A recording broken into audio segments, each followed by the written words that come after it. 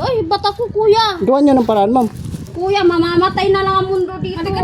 Wala akong mga order na Shopee, kuya. Hindi mo pwede, ma'am, na hindi mo bayaran. Kaya ito, ma'am, pinapadeliveran to sa akin, ma'am. Pinadeliver lang to sa akin.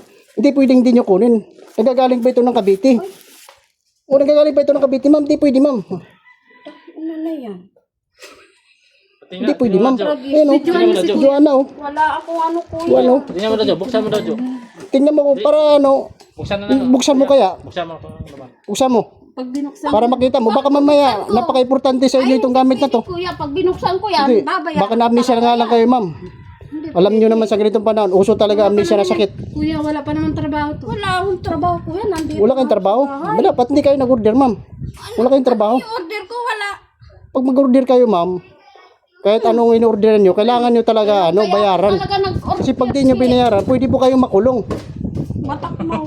Oo, order kayo ng order, hindi nyo pinukuha. Pilitin kuya na ipabayad. O, tingnan nyo, ma'am, o, tingnan nyo. Order. Tingnan nyo kung anong Huwag mong pilitin. tingnan mo kung anong laman. Huwag mong pilitin. Di, tingnan, buksan mo.